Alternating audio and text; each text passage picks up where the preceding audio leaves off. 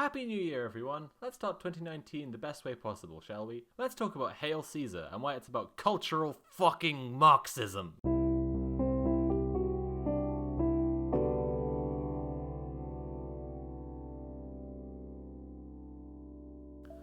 So let's talk about Hail Caesar, but also about Hail Caesar, A Tale of the Christ. There are some films that really just teach you how to read them, and Hail Caesar might be one of the best examples I've encountered. Like a cryptic crossword, there are certain things in the language of cinema that don't simply mean what they appear.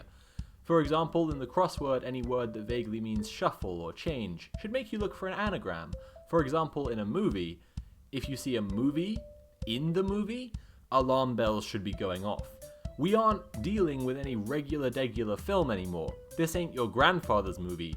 This movie is going metatextual. Metatextuality is generally when one text makes commentary on another. For example, if one person talked about a video game on YouTube for an hour, and then another person made a 12-part, 14-hour response series criticizing the criticism of the game, that discussion is metatextual. What's great about movies within movies qua Hail Caesar is that here, the metatextuality is concerning the movie itself. The movie is about the movie. So when Eddie Mannix sits down to check out the new footage from Hail Caesar, we should pay attention. The first two scenes shown from the film are of the Roman cavalry returning from Rome, and then of the Roman man's soul being struck by a vision of the divine and converted to Paul the Apostle. There's kind of an intense amount packed into these two scenes. First, the narrator informs us that in Rome, Caesar is God. Yeah guys, it's 2019 now, men can be gods too, for fuck's sake. And Autolycus Antoninus is introduced. Autolycus is a name that means lone wolf, and maybe a reference to Autolycus from Homer's Odyssey. In the original, Autolycus is just a man, but in later versions, he was written as the son of a god. The second scene shows Saul traveling down the road to Damascus, and being converted by a divine presence. The card put up in place of God says, "Divine presence to be shot." This seems like a simple joke, but turns out to be a recurring touchpoint, the notable visual absence of the divine. The rabbi in the scene with the four religious men explains to Eddie Mannix, "For we Jews, any visual depiction of the Godhead is most strictly prohibited." Oh. But of course for us, the man Jesus Nazarene is not God. Aha! I see this as the Coen Brothers giving us a nod to what they've done in the film, couched within a joke about their own Jewishness. The Coen Brothers are telling us, "For we Jews, any visual depiction of the Godhead is most strictly prohibited." Not in a sense necessarily that they themselves would be morally against depicting God in their film, but at least in the sense that that is what they've done. They are metatextually informing us, this film will not be visually depicting the divine. This is reinforced by the repeated joke that Todd Haukeiser, the actor playing Jesus, is depicted from behind and below and heard speaking off screen, but is very clearly an ordinary person.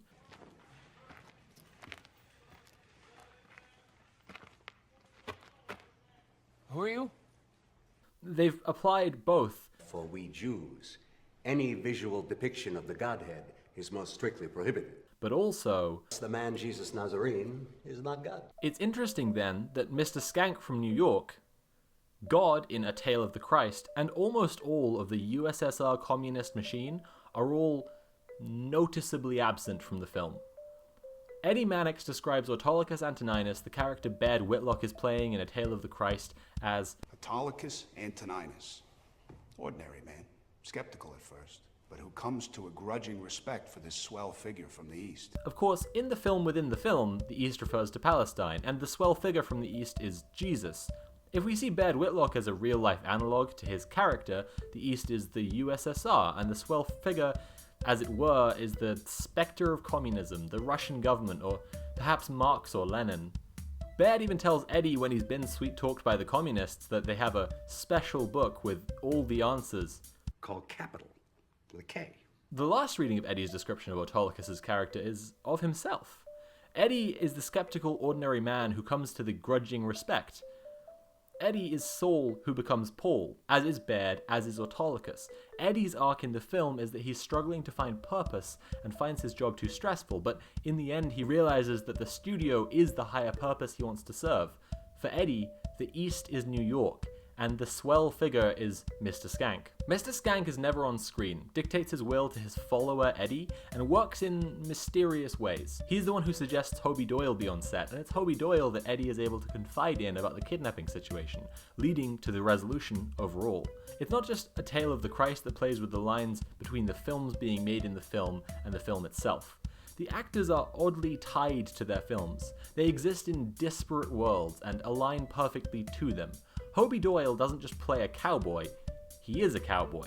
Bert Gurney, the sailor, actually gets into a submarine and sails away in the third act of the film. The scene where Hobie Doyle tries to act in a serious drama, Merrily We Dance, is total genius. Really just spectacular comedy, but every bit of the scene leads back to one funny idea. What if a cowboy tried to play an Aristocat? Aristocat. Fucking hell. What if a cowboy tried to play an aristocrat? Hobie Doyle walks and talks and sings and acts like a cowboy, so it's funny to see him so out of place. Baird is drugged by a secret powder slipped into his wine goblet, very Roman, and even kidnapped in his set costume, so he's stuck as this weird anachronism in every scene. He's like Buzz Lightyear. Altogether, there is a funny similarity between Hail Caesar and Toy Story. Films about characters from incompatible, clashing universes working together. In this, I feel the film is again telling us what it's about, telling us how to read it. It's not that the character's individualism is melded into one combined reality. Instead, all the worlds of the film exist alongside each other. They're all valid and real systems, separate realities. This, as it turns out, is essential to what the film is really about. Yeah, I was gonna follow through with the joke about how it's a cultural Marxist propaganda piece, but with the Hollywood and the Jews and the literal character who's a professor from the Frankfurt School and he has a dog called Engels. But it's a new year, and maybe this is the year when we could just leave this shit behind. No Nazis 2019? Please? McCarthyism has been compared before to the Salem witch trials. Although the communist hunts weren't as deadly by far as the witch hunts, the parallel is interesting, since often the USSR's atheism was used to point out how opposed they were to everything American. And after all, the witch hunts were a Christian and proto-capitalist purge of another religion, a people's religion. So in Hail Caesar, communism is framed as a religion, as is the capitalism of Hollywood. When the submarine appears, it is framed like a divine force or a miracle. The accompanying choral music is unambiguously Soviet here, but in the end credits, a chorus of voices start by singing something clearly more angelic, and as the track progresses, turn more and more into the Soviet style.